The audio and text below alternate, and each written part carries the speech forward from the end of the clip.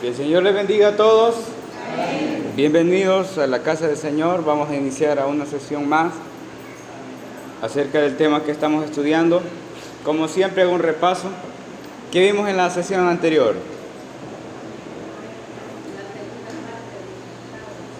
¿Hola? La segunda parte del tema, injertados pero sin vanagloria. En la sesión anterior estudiamos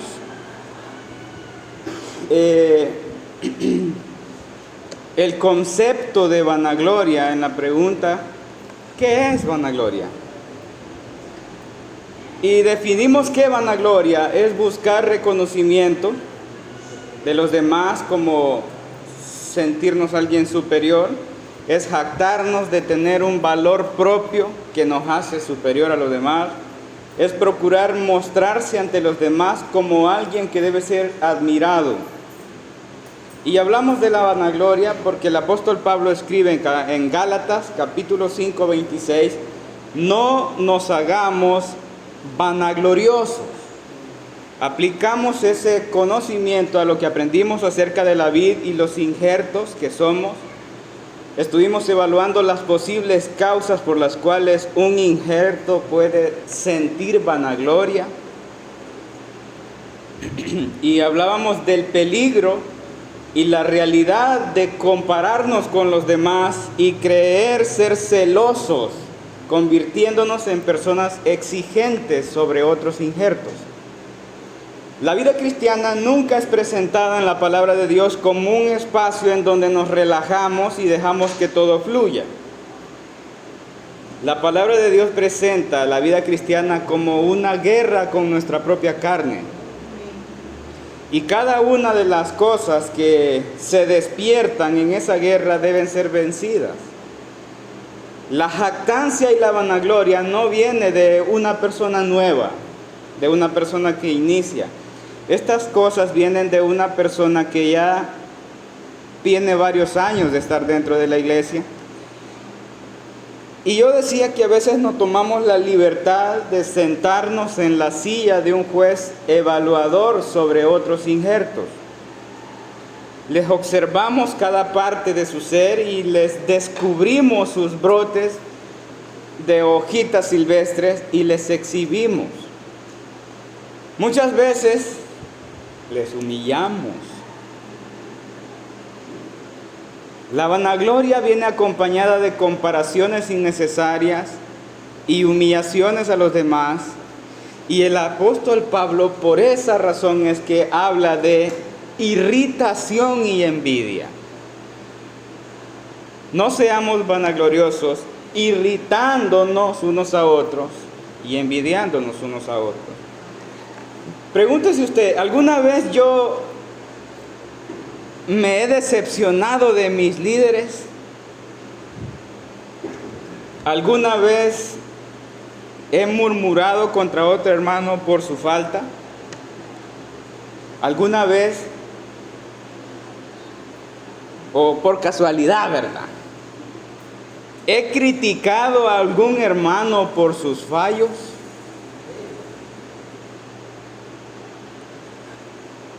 ¿Se ha sentado usted en el trono de juez evaluador? Amén, todos. Bueno, lo único que otorga ese permiso a una persona, hermanos, el permiso de sentarse en ese trono evaluador, es la vanagloria. Lo único que nos hace sentarnos ahí, en ese trono, es la vanagloria. Y la vanagloria ciega a las personas de sus propios pecados, pero agudiza la visión en los pecados ajenos. El antídoto para la vanagloria es reconocer nuestro propio pecado por encima del de todos los demás. Cuando veo yo quién soy y sé de dónde fui cortado y descubro cada vez más otra fuerza de la naturaleza pecadora en mí y reconozco ese pecado, yo estoy seguro que mi pecado es mucho más grande que el de los demás. Porque es mío. no es del otro. Y cuando yo sé que mi pecado es más grande que el de los hermanos, entonces no siento valor de sentarme en el trono de juez para irritar a los demás. No puedo. Un vanaglorioso escala en sus niveles de exigencia. Tiene un concepto muy elevado de sí mismo, se exalta sobre sus iguales, les juzga, les exige y juzga incluso a sus superiores y les demanda que reaccionen, que actúen rápido como él quiere. ¿Qué pasaría si Dios hiciera con nosotros de esa misma manera y con esa misma intensidad con la que nosotros exigimos? ¿Qué pasaría? ¿Qué pasaría si Dios me exigiera a mí la santidad que yo le demando a otro injerto? En mi pecado, porque no es en aquel pecado, es en mi pecado. ¿Qué pasaría? ¿Qué sentiría yo o qué tan irritado me sentiría yo si Dios me demandara con la misma exigencia a mí, con la que yo le demando a los demás, por mi pecado? Bien, eso es lo que hace entender ser injerto. Somos conscientes, verdaderamente conscientes de que pecamos, hermano. Siempre tenemos pecados y mayormente los que son nuestros los conocemos muy bien.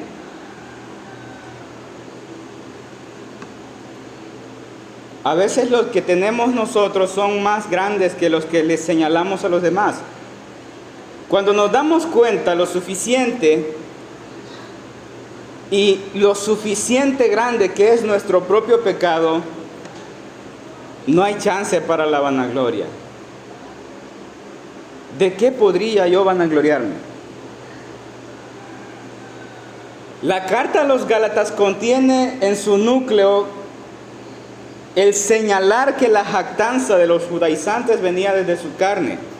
Ellos se vanagloriaban en la circuncisión y se alzaban sobre todos los demás que no habían sido circuncidados y aborrecían la cruz de Cristo, afirmando de que la circuncisión era para ellos el único mérito suficiente y que no necesitaban la cruz de Cristo. El apóstol Pablo, quien había sido una persona irreprensible en cuanto a todos los ritos de la ley, quien había sido circuncidado conforme a las Escrituras en el 8º día de nacido, les dice: porque en Cristo Jesús ni la circuncisión vale nada, ni la incircuncisión, sino una nueva creación. Lejos esté de mí gloriarme en mi carne. Solo puedo gloriarme en la cruz de Cristo. No existe nada por lo cual podemos jactarnos, ni motivo para llevar a irritación a los demás, injertos como nosotros. Pero entonces usted me va a decir: bueno, pero Eliseo, entonces no se les puede decir nada a los demás. No se les puede corregir porque andan mal. Bueno, el apóstol Pablo antes ya nos enseñó que si alguno de vosotros sorprende a alguien más en un pecado, debe restaurarlo con espíritu de mansedumbre, considerándose a sí mismo con vanagloria. No, considerándose a sí mismo, porque él también puede caer. Pero para ampliar la respuesta, para eso vamos a estudiar el tema de hoy. Y el tema de hoy es injertos vivos. Injertos vivos.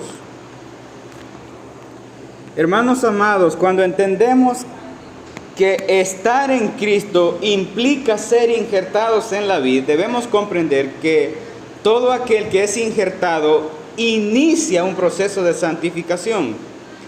Pero al iniciar ese proceso de santificación, no actúa como muerto en delitos y pecados.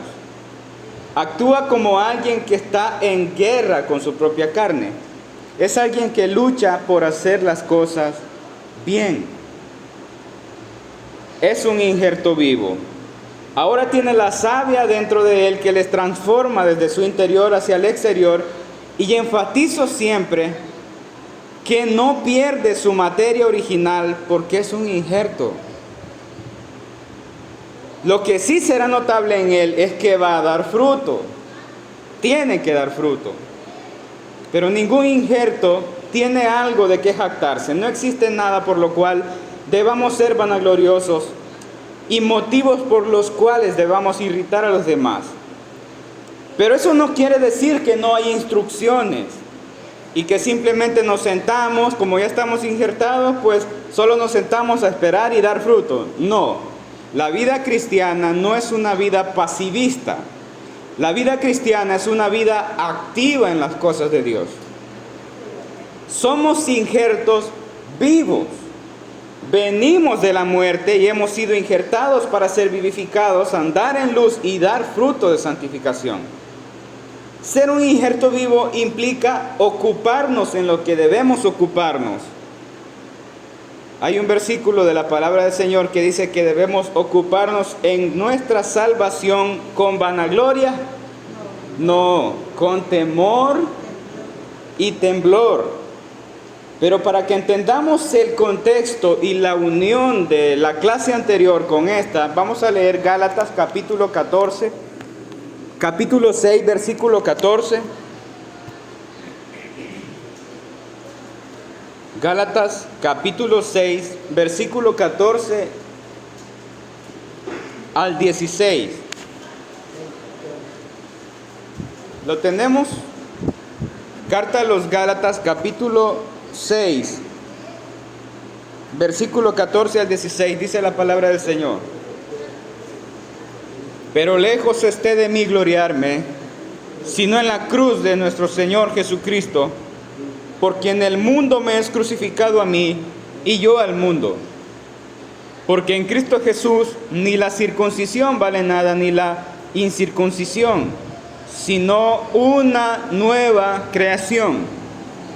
Y a todos los que anden conforme a esta regla, paz y misericordia sea a ellos y al Israel de Dios. Oramos un momento. Padre Santo,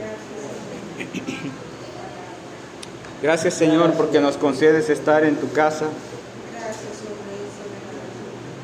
para seguir estudiando tu palabra poderosa. Permítenos Señor que podamos ser alumbrados y podamos comprender y entender tu palabra como tú lo deseas. Llévanos hacia donde tú quieres llevarnos Señor, en el conocimiento de tu palabra. En el nombre de tu Hijo Jesucristo lo pedimos, Padre Santo. Amén y amén. Bueno, el versículo central de hoy va a ser el versículo 16, porque ya leímos y estudiamos los versículos anteriores, pero quería que uniéramos esto hoy. En la clase pasada estuvimos hablando de que solamente hay una cosa de la cual nos podemos gloriar, y es de la cruz de Cristo. Pero el versículo central hoy es el versículo 16, en donde dice: y a todos los que anden conforme a esta regla, paz y misericordia sea a ellos. Bueno, quiero establecer la unión con lo que estudiamos, hermano. Cuando somos injertados, no simplemente somos injertados para vivir en la libertad de la condenación del pecado. Somos injertados para ser portadores de la rica savia de la vid, creciendo y llevando fruto. En nuestra vida cristiana no simplemente asistimos recurrentemente a la iglesia para llamarnos cristianos o darnos a conocer como cristianos, porque eso no nos hace diferente a otras personas de otra religión. Lo que nos hace ser diferentes es que somos injertos vivos. y andamos conforme a esta regla. Amén. A esta.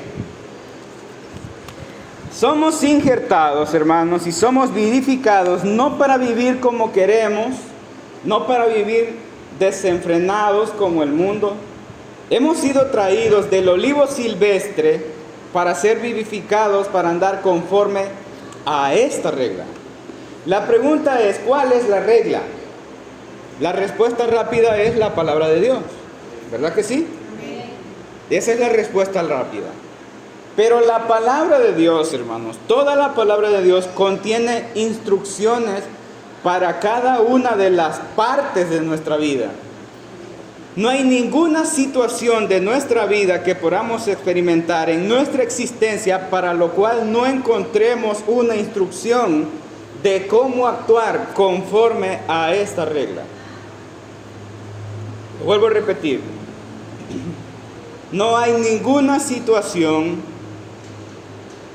de nuestra existencia en todo lo largo de nuestra vida para lo cual no encontremos instrucciones de cómo debemos actuar conforme a esta regla. Para todo hay instrucción. Pero ¿cómo es que funciona en nosotros esta regla? Bueno, si la regla es la palabra de Dios y nosotros somos injertos vivos, injertados para dar fruto, Jesús dijo en Juan 15, todo pámpano que lleva fruto, el Padre lo limpiará para que lleve más fruto. Amén. Y también dijo a sus discípulos, ya vosotros estáis limpios por la palabra que os he hablado. De aquí podemos extraer que lo que nos limpia es la palabra de Dios. Todo injerto vivo debe exponerse constantemente a la palabra de Dios para ser limpiado. Si una persona no se expone a la palabra de Dios, no puede ser limpiado. Y si no es limpiado, ¿cómo llevará fruto?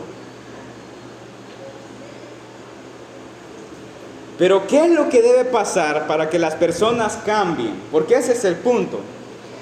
Generalmente sentimos la cosquilla o sentimos la ganas de corregir a los demás porque queremos que cambien. ¿Qué es lo que debe pasar para que las personas cambien? Bueno, a esto vamos a ir a Romanos capítulo 12.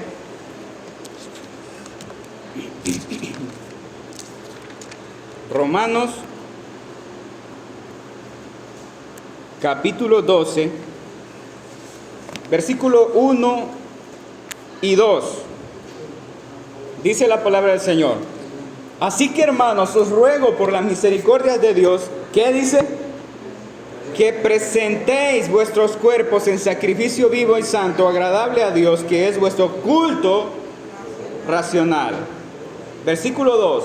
No os conforméis a este siglo, sino transformaos por medio de la renovación de vuestro entendimiento, para que comprobéis cuál sea la buena voluntad de Dios, agradable y perfecta.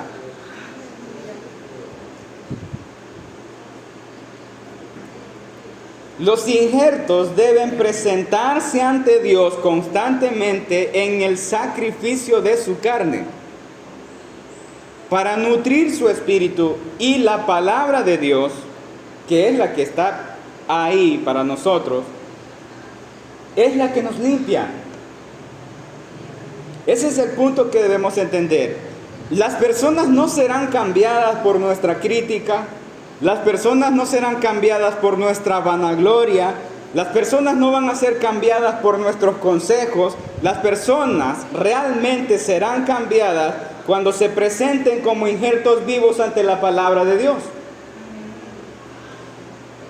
Cuando ellos no se conformen a su naturaleza pecaminosa, sino que por la renovación de su entendimiento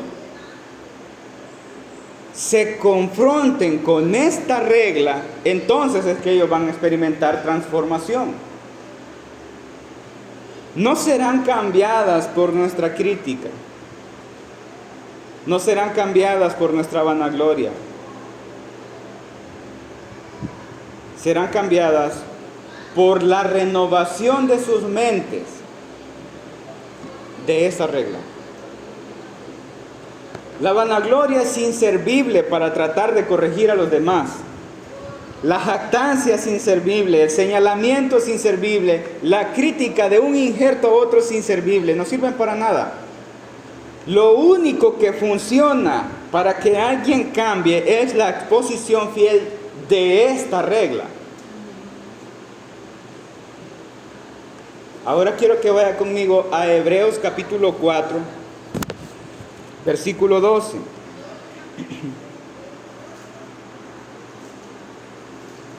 Hebreos capítulo 4, versículo 12. Estamos hablando de la regla. Y sabemos que la palabra de Dios es la regla. ¿Qué dice Hebreos capítulo 4, versículo 12? Porque la palabra de Dios es viva y eficaz y más cortante que toda espada de dos filos, y penetra hasta partir el alma, el espíritu, las coyunturas y los tuétanos, y discierne los pensamientos y las intenciones del corazón. La palabra de Dios es suficiente. Es suficiente. La palabra de Dios es viva. No solo son letras las que encontramos aquí. Dios interactúa con nosotros a través de su palabra. La palabra de Dios dice que es viva, es eficaz. Cuando dice que es eficaz es que garantiza y culmina el resultado que desea en nosotros. También dice que es cortante y lo compara con una espada de dos filos. Siempre señalo que la palabra de Dios es maravillosa. No es representada en ningún momento con la suavidad de los vellos de una pluma. La palabra de Dios es presentada como una espada y será hiriente. Tenemos que entender eso. La palabra de Dios será hiriente. Si yo siento que la palabra de Dios pasa sobre mí como una pluma, debo pensar. La palabra de Dios no es presentada como una pluma, es hiriente. Y la herida que sentiremos va a ser proporcionalmente a la magnitud de nuestros pecados. No es lo mismo que el Señor nos limpie de hojita silvestre a que nos desgaje ramas de maldad. No es lo mismo. La palabra de Dios dice que penetra, es penetradora hasta partir el alma, las coyunturas, los tuétanos. La palabra de Dios impacta a nuestras almas y nuestros cuerpos, porque la transformación que la palabra de Dios hace no solamente es en el entendimiento, no solamente es en el alma, se proyecta en nuestros cuerpos. ¿Por qué? Porque nuestros cuerpos ya no son usados para cualquier cosa. Los cuerpos nuestros son usados para la piedad y para la propagación de la gloria de Dios. También la palabra de Dios dice que discierne los pensamientos, y es importante que nuestros pensamientos sean controlados por esta regla.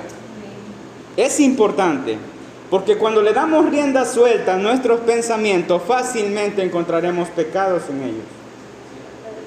La palabra de Dios viene como regla a la que debemos sujetar nuestros pensamientos. Debemos anclarnos y aferrar nuestros pensamientos a lo que dice la palabra de Dios. Esa es la regla. En algún momento puedo sentir debilidad y dudar de lo que Dios ha dicho en esta regla.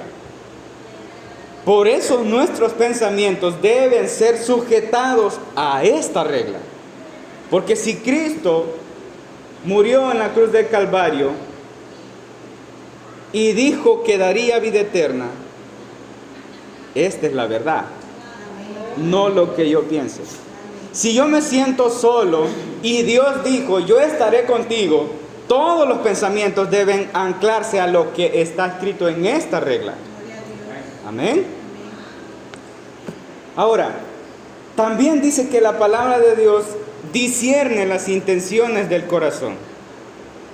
Las intenciones del corazón, hermanos, son los detonantes de la voluntad del hombre. Y no necesariamente todas son buenas. No todas las intenciones son buenas. Las intenciones malas de nuestro corazón son discernidas por el Espíritu, porque son maldad. Pero si nuestras intenciones son de bondad, entonces ya no son discernidas, son el fruto del Espíritu. ¿Por qué? Porque el fruto es amor, gozo, paz, paciencia, benignidad, bondad. Así que, si las intenciones de mi corazón son malas, serán discernidas por la regla. Pero si las intenciones de mi corazón son buenas, ese es fruto del Espíritu. Lo maravilloso de la palabra de Dios es que no solamente es cortante, no solamente penetra, no solamente discierne. La palabra de Dios renueva el entendimiento. La palabra de Dios transforma las vidas. Eso es lo que hace diferencia de esta regla, que es la palabra de Dios, y la crítica y la vanagloria. ¿Por qué? Porque la crítica y la vanagloria jamás van a hacer renovar el entendimiento. La crítica y la vanagloria jamás van a transformar una vida. Esta regla sí. Los injertos han sido injertados para dar fruto. Y la única manera de que los cristianos darán fruto es de acuerdo al conocimiento de la palabra de Dios que reciban. Yo doy gloria a Dios realmente por todos los que disponen su corazón para venir cada domingo a estudiar la palabra del Señor. Y sé que han crecido. Sé que de alguna manera la palabra de Dios que estamos estudiando nos está llevando al siguiente nivel de crecimiento espiritual. Estamos entendiendo lo que significa haber sido cortados del olivo silvestre e injertados en Cristo. Lo único por lo cual podríamos jactarnos, hermanos, es por lo que sucedió en la cruz del Calvario. De ahí, todo lo que vaya a pasar por nuestras mentes, en lo que sintamos cierta admiración de nosotros mismos, es vanagloria. Es vanagloria. Para el apóstol Pablo, en este pasaje que leímos, es sumamente importante dejar claro que los injertos que andan conforme a esta regla son dueños de la misericordia y de la paz con Dios. Amén. Ahora quiero que trabajemos la otra parte del versículo que está muy interesante. Y quiero que leamos siempre el versículo 16 de Gálatas. Gálatas capítulo 6, versículo 16.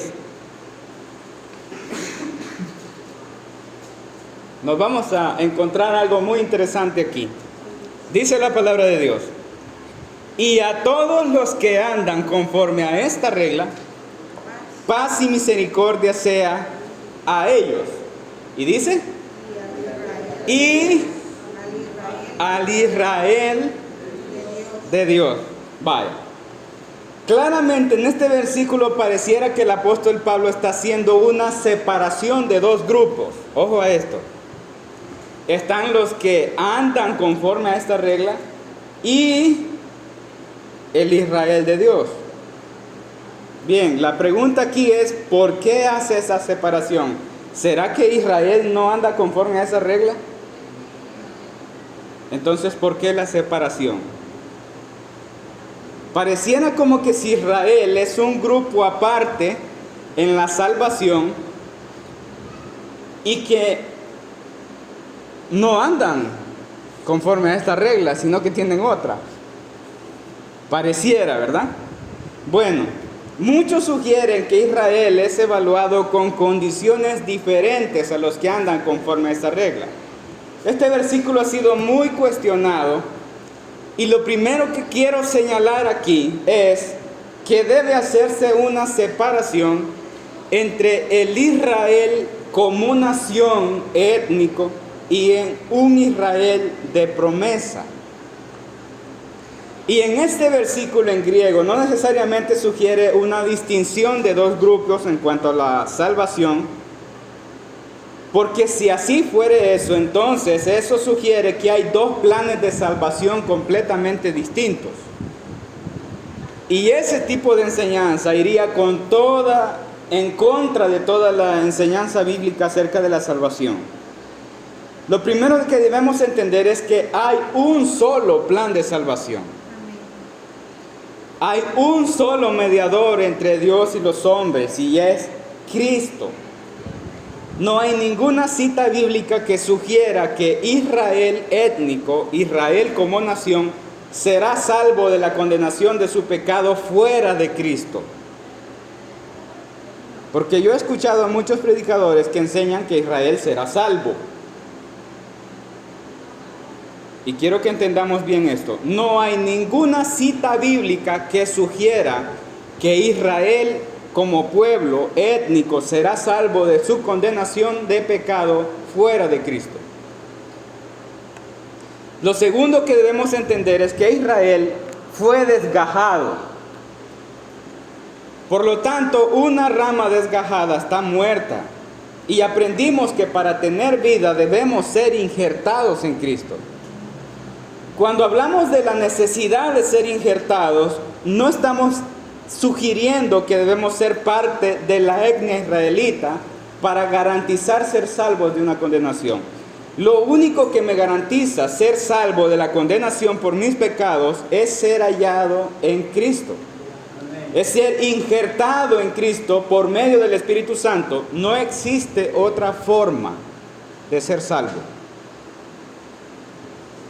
Lo segundo, bueno, eso es lo segundo. Ahora, quiero que entendamos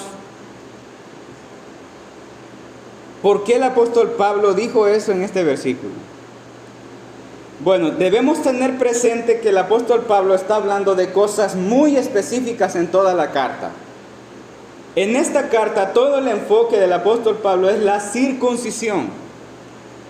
Y la circuncisión pertenece a los judíos en el antiguo pacto.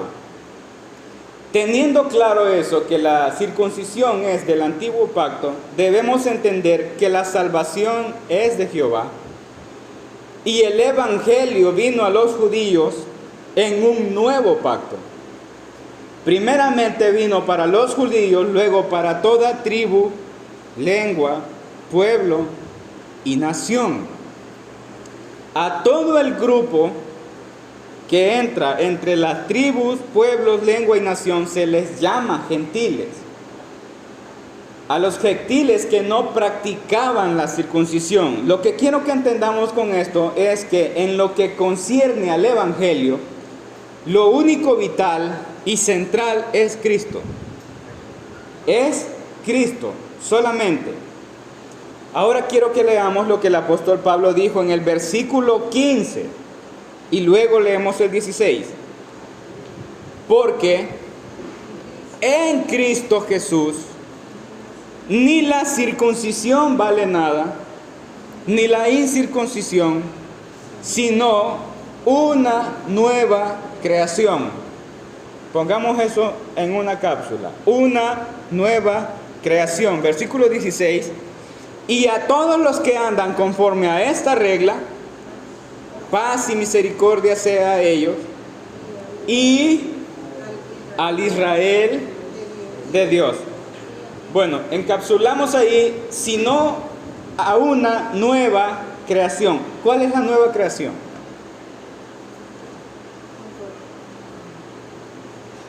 La nueva creación es la iglesia universal de Cristo, formada de un solo cuerpo espiritual. Desde Jerusalén, Judea, Samaria y hasta lo último de la tierra. Una sola iglesia formada de toda tribu, pueblo, lengua y nación. Esa es la nueva creación. Cuando el apóstol Pablo hace esa separación de los que andan conforme a esta regla, se está refiriendo a los que no tienen una dependencia total de Israel. Pero cuando se refiere a el Israel de Dios, está hablando a los judíos que han sido injertados al cuerpo de Cristo. El apóstol Pablo se está refiriendo a personas como él, a judíos circuncidados y a gentiles incircuncisos. Ellos no son dependientes de ninguna obra de la carne, sino de la obra de Cristo operada por el Espíritu Santo. Pero no necesariamente es que hay dos distintos tipos de planes de salvación, solo hay un plan de salvación. Y depende de Cristo. Debemos consolarnos, hermanos, que no necesitamos pertenecer a la etnia israelita para ser un pueblo especial. Siendo gentiles, Cristo nos tomó de ahí para ser un solo cuerpo. Amén. Ningún israelita es más valioso que nosotros. Lo vuelvo a repetir. Ningún israelita es más valioso que nosotros. Nuestro valor se define en Cristo y por Cristo, porque somos un solo cuerpo. Todos igualmente injertados en el verdadero olivo. Para que un israelita sea salvo de la condenación de sus pecados, debe ser cortado e injertado en Cristo. Si no, no será salvo. Aunque sea israelita. La nueva creación es un solo cuerpo de personas que han sido cortadas y han sido injertadas en Cristo y ahora están vivos, dependiendo de la rica savia del olivo para dar fruto. Ningún injerto en Cristo es un injerto muerto. Los que han sido injertados han sido colocados en Cristo para vida eterna. Y en este cuerpo mortal vamos a dar fruto de santificación, porque esa es la obra del Espíritu Santo en los que están injertados. Amén. Esta es la clase de hoy, hermanos. Que el Señor les bendiga. Amén.